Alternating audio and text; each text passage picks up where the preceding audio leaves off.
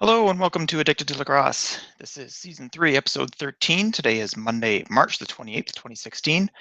My name is Graham Perro. With me tonight is nobody. Unfortunately, neither Melissa nor Tyler could join us tonight. And normally I would have just canceled the show and said, well, we'll talk about this next week. But there's a couple of fun things to talk about, so I wanted to address them. And I have some comments from Tyler on a couple of the games and some comments from Melissa on a couple of the games as well. So we've got some input from them anyway.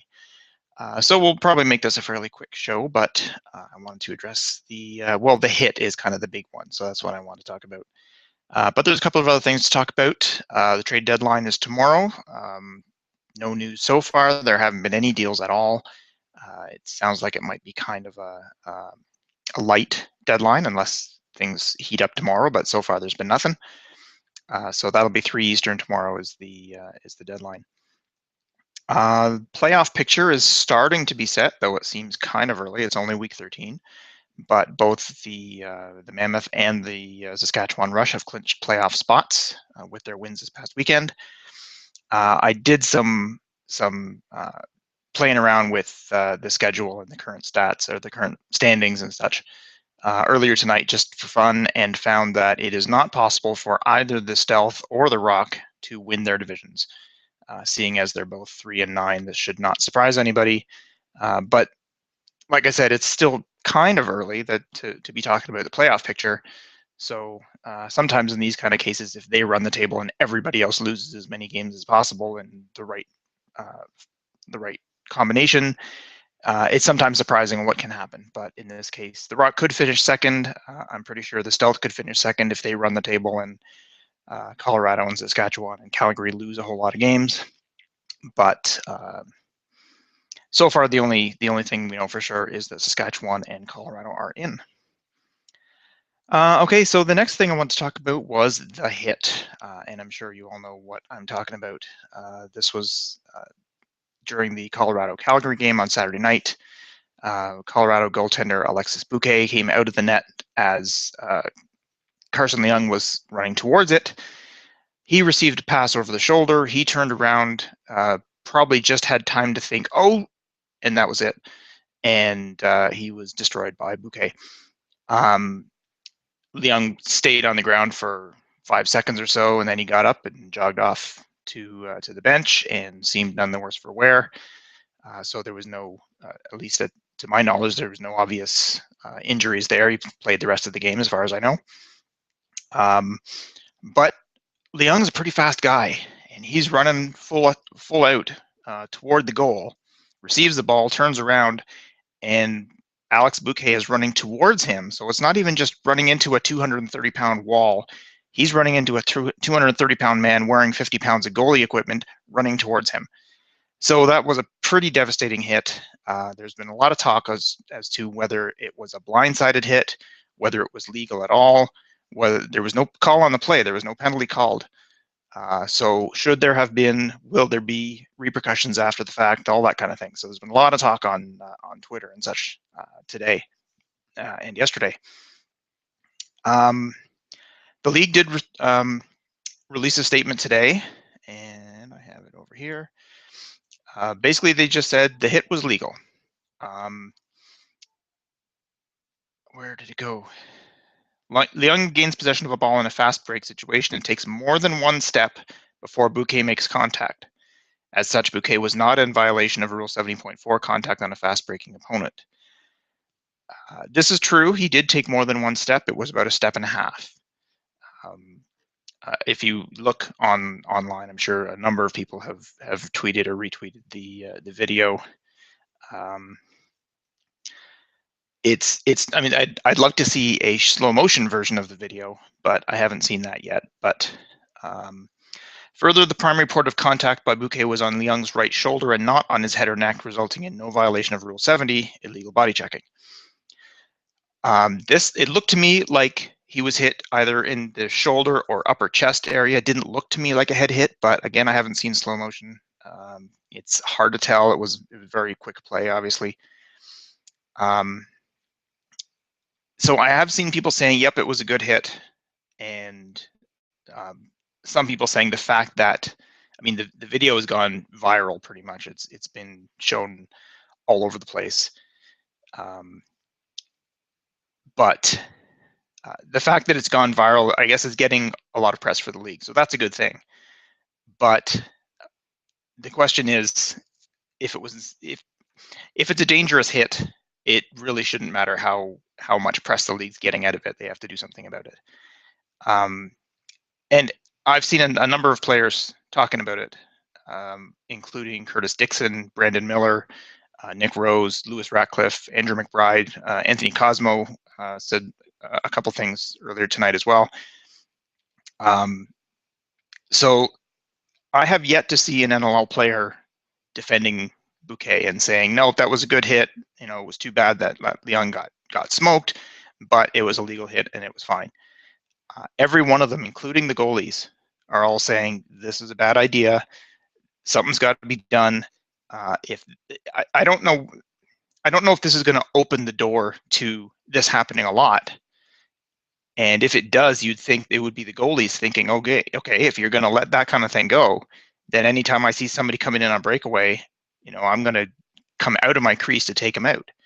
But no, it's the goalies saying, no, we don't want to see this.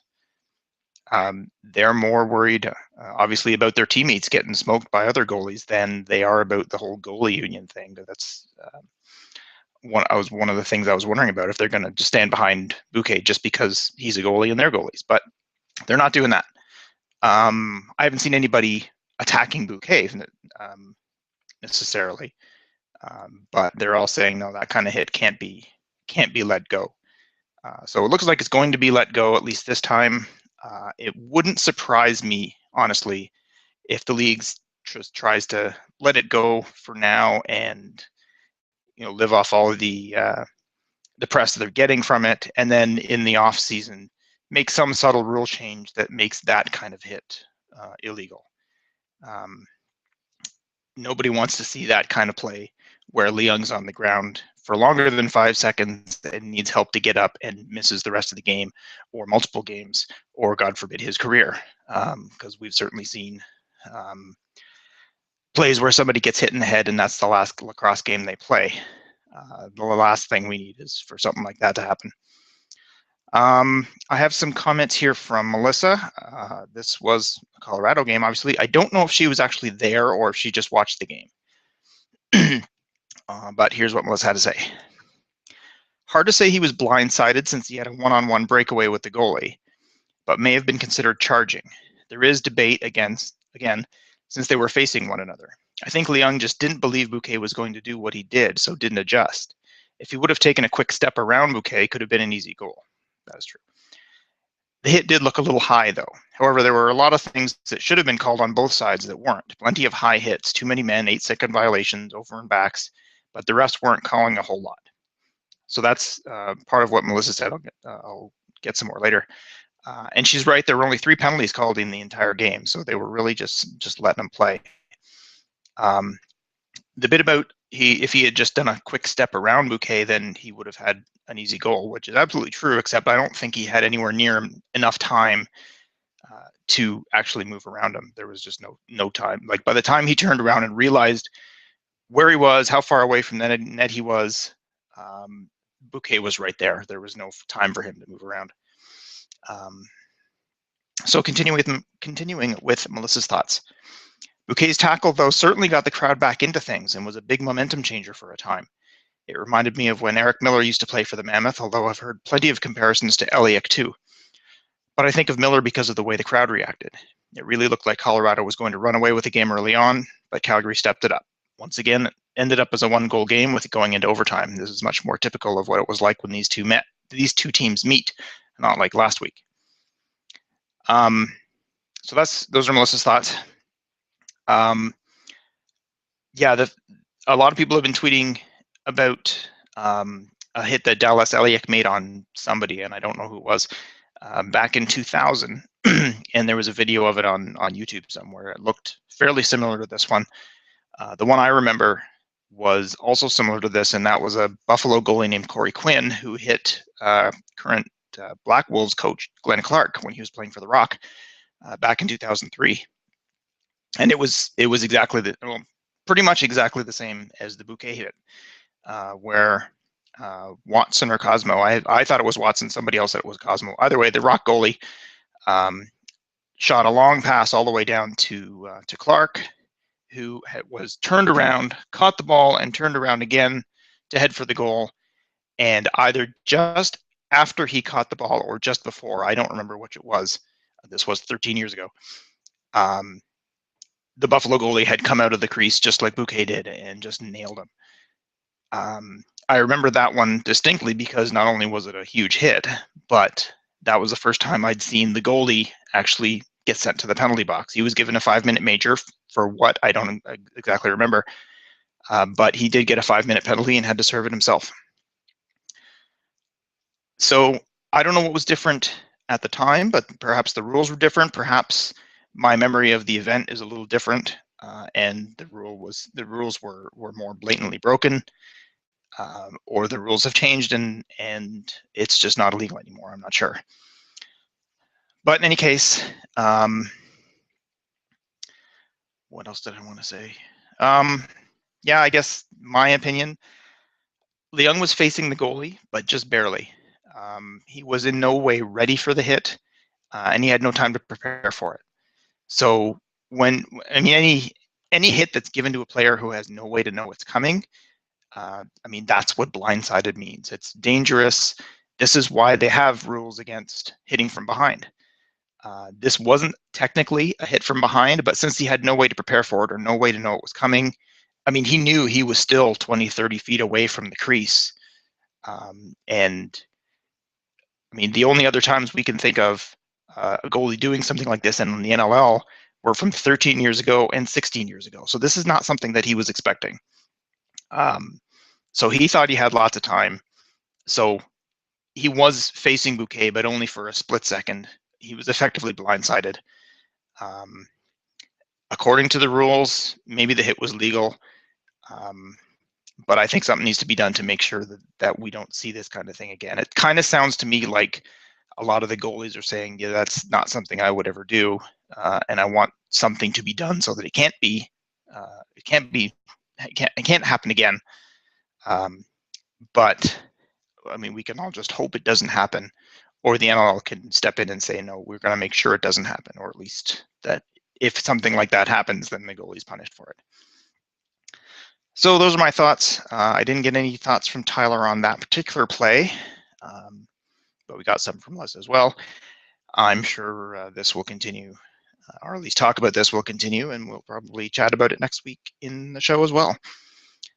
So I didn't get to see an awful lot of the games this weekend. I was at the Rock game on Friday night, and obviously there were 3 other games at that time, so I have not much to say about those.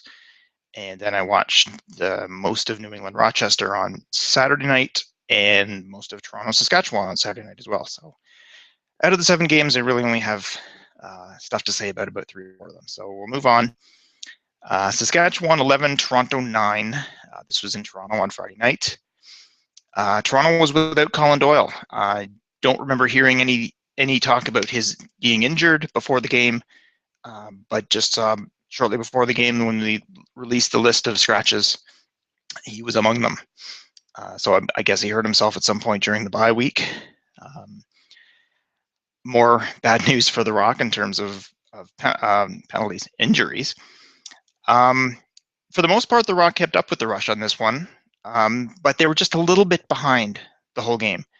The Rock offense wasn't bad. They only scored 9 goals, but you're facing the best defense in the last 5 years in this league, as well as one of the best goalies in the league. So I thought the Rock offense wasn't bad, despite the fact that they didn't have Doyle. But the Rush were just a little bit better. The Rock were okay on, actually, they were very good on defense, but the Rush were just a little bit better. The Rock even had a couple transition chances and did okay on transition, but again, the Rush were just a little bit better. If there was any question that the Rush defense is not as good as it was over the past couple of years, you may want to check out this game, because they were really good. They were not only were they preventing shots, preventing looks at the goalie. You couldn't even see where to shoot most of the time. And if you did get a shot off, it was hitting Bold right in the chest or missing by 3 feet because that's as close as you could get. But they're really good at stripping the ball away from players. So a Rock player would get down in the corner, pick up the ball, head out to center, make one pass back to this guy, and there's Rubish or Corbeil knocking the ball out of his stick, grabbing the loose ball and taking off. And the Rock are still trying to get their offense set up, and then they realize they don't have the ball anymore, and the ball's halfway up the floor. This happened so many times, and it was unbelievable. So yeah, the rush defense is, I think, has been having. Well, I mean, they were outstanding 2 years ago. They were outstanding last year. This year, they're just really, really good. But on Friday night, they were outstanding again. Nick Rose had a great game in net. Aaron Bold also had a great game, but it was kind of unfortunate for the Rock. They had a great goaltending performance from Nick Rose on Friday night, a great goaltending performance by Brandon Miller on Saturday night, might have been even better than Rose's, and they lost both games. So, I mean, obviously getting great goaltending performances is key, but if you can't capitalize on them, that's unfortunate for the Rock anyway. I'm trying not to turn this into the Rock podcast because it's just me here, but that's the team I know the most about. Back to the game. I mentioned Rubish and Corbeil both stripping the ball away from players and doing a great job of that. Ryan Dilks also had a great game, had a couple of intercepted passes, looking kind of like Jim Veltman there.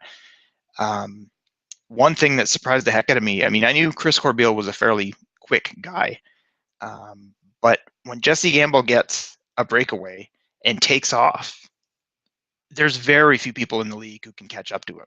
I would have said before that game, there are very few people in the league who can keep up with him, let alone catch up. But Corbeil did. He outran Gamble. He got caught up to him, prevented the shot. And anybody who can outrun Jesse Gamble gets a check mark from me. I thought Dan Lindner had a good game on the Rock offense. Made a couple of nice plays.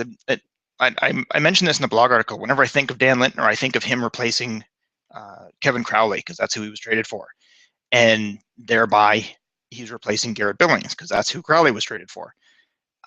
But Lindner is totally a different player. I mean, obviously, Crowley is about 6'4", 6'5", I think. Billings isn't that big, but he's probably 6'1" or 6'2".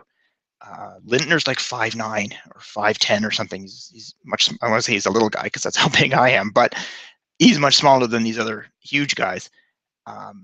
But that allows his game to be much different.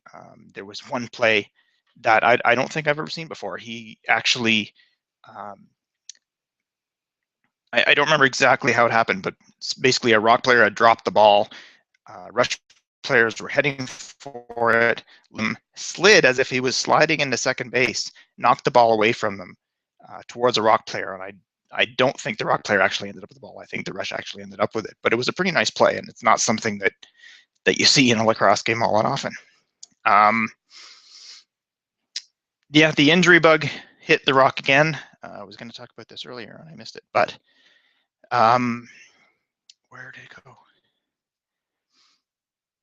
Sorry, I lost my notes. But anyway, the Rock have been hit pretty hard by the injury bug this year. I mean, obviously, Josh Sanderson missed the first 5 or 6 games.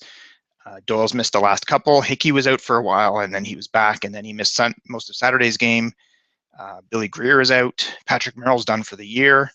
Scott Johnson missed a few and came back, and now he's out again. And Teddy Jenner tweeted today that he blew out his knee, though Nick Rose then tweeted, no, well, we don't know that yet, but it wasn't looking good. So not surprising with that many injuries, Rock are in last place.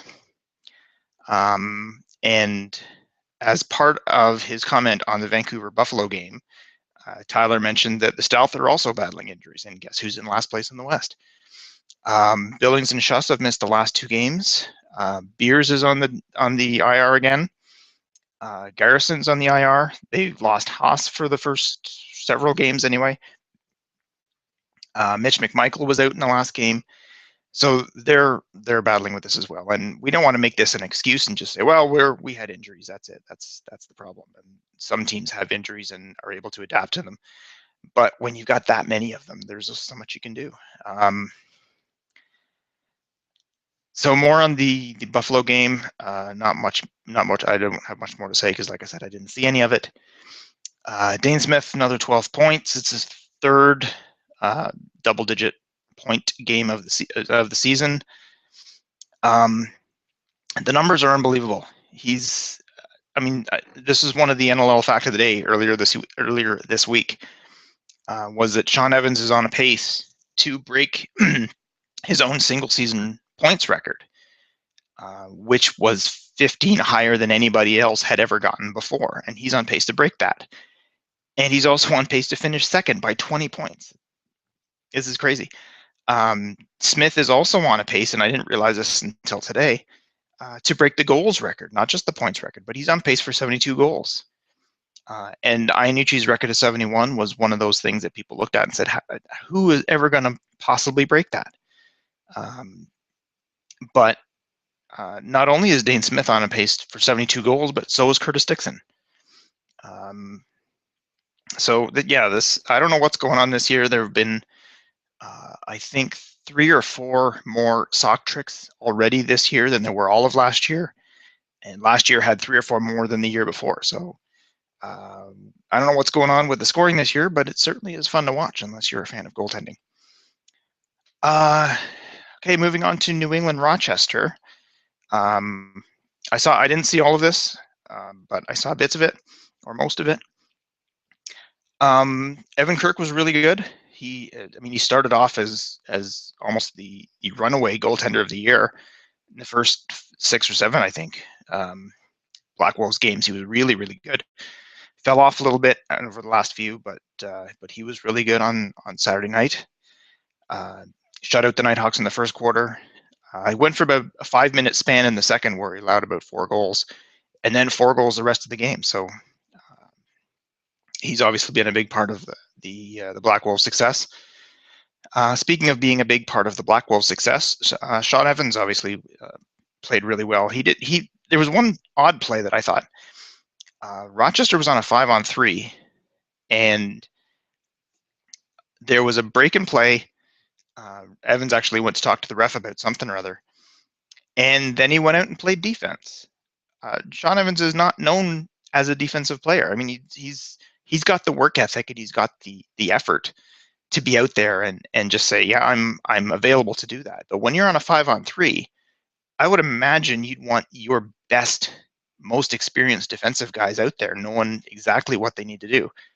And it's not that Evans doesn't have any idea about defense, but that's not his specialty. So I'm not sure why he was out there. They had time for him to say, finish talking to the ref and then get off the floor because the clock wasn't running at this point. But they didn't. He went out there and he was on the PK. So good job for Evans. Tyler had a comment on this one. He just said, I loved watching New England battle. Not full of big names on D, but they're doing an incredible job. And that's true. We've talked about it a number of times on the show about how New England is for real, and they're legitimate. They're a legitimate playoff team this year. They haven't clinched yet, but in fact, I looked over my numbers earlier that I mentioned.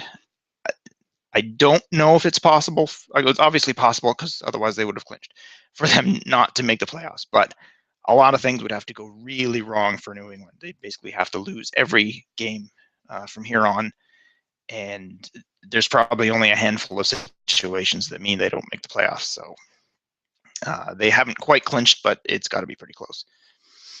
The Calgary-Colorado game, I've seen the one scene of this of Alex Bouquet's hit a number of times, but nothing else. Another close game for Colorado and Calgary. Steve Govett actually tweeted today that the all-time history between these two teams in the regular season is a 1-goal difference. I don't remember. One team had scored 1 more goal than the other. And something like 18 out of 35 games were 1-goal games, and probably half of those were overtime.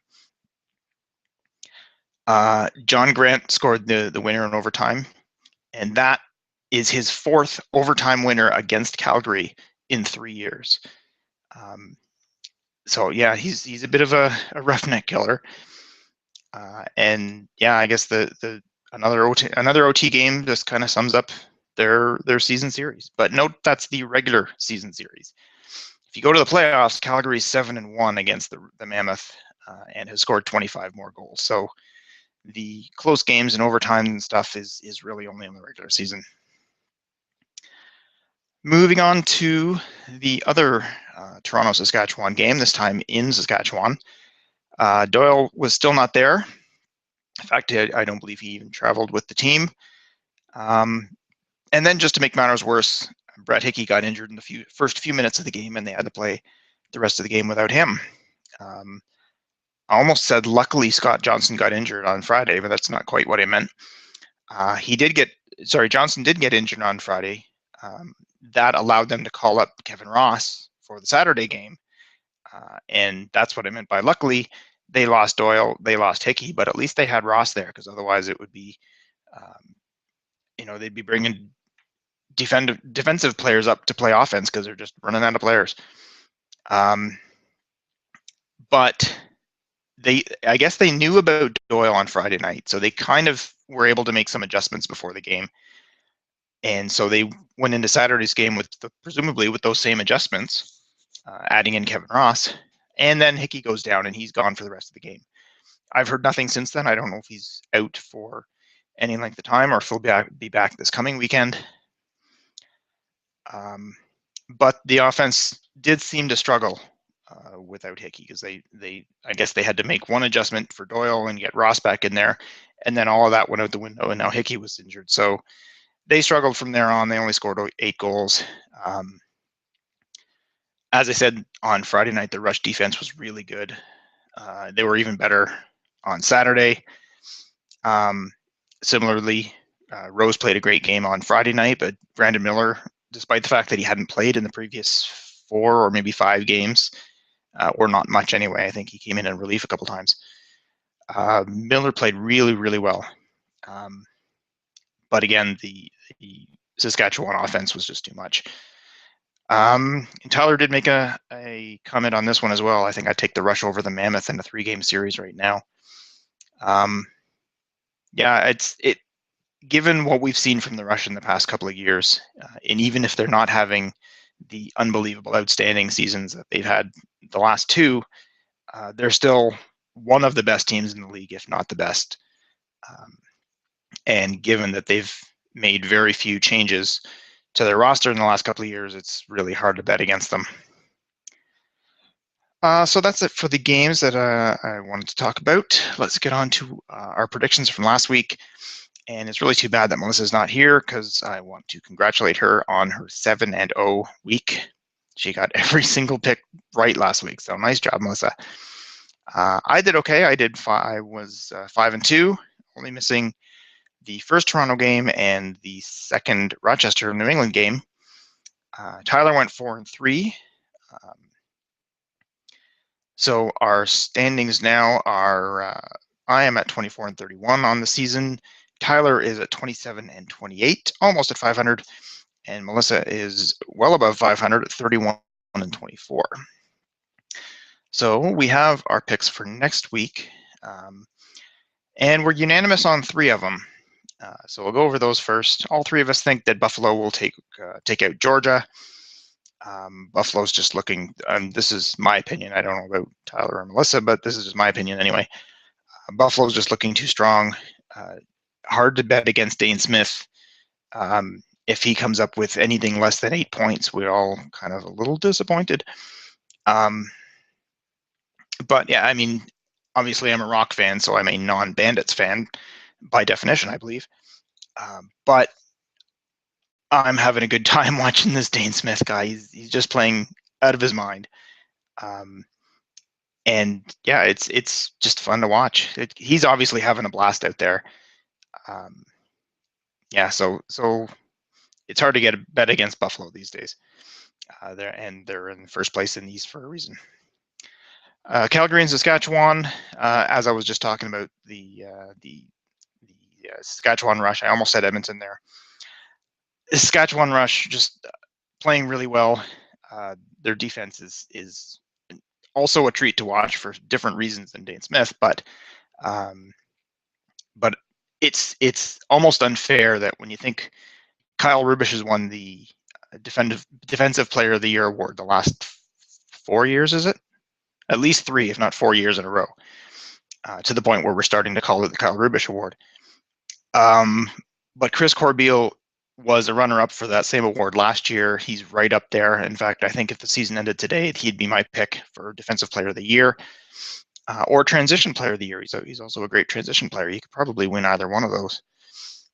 But you've got also Ryan Dilks is right up there, and I heard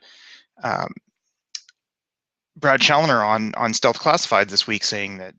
Sorry, it wasn't Brad. It was Jake Elliott saying that Ryan Dilks might be his Defender of the Year right now.